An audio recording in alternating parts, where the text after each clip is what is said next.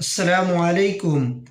আমাদের মধ্যে এমন অনেক মুসাল্লি আছেন যারা মসজিদে দেরি করে আসার কারণে পিছনের দিকে নামাজে দাঁড়াতে হয়। অনেক সময় সে মাসবুকও হয়। অনেক ক্ষেত্রে কাতার মসজিদের প্রবেশের দরজা পর্যন্ত পৌঁছে যায়।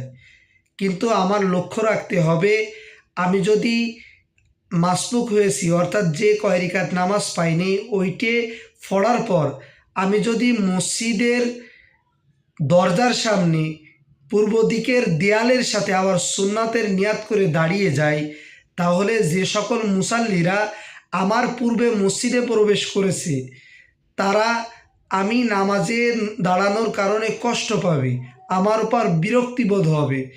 আর আমি নামাজ পড়তে এসে যদি সকল মুসাল্লির কষ্টের কারণ হই, বিরক্তির কারণ হই, অবশ্যই আমি সকলকে কষ্ট দেওয়ার জন্য গুনাহগার হব।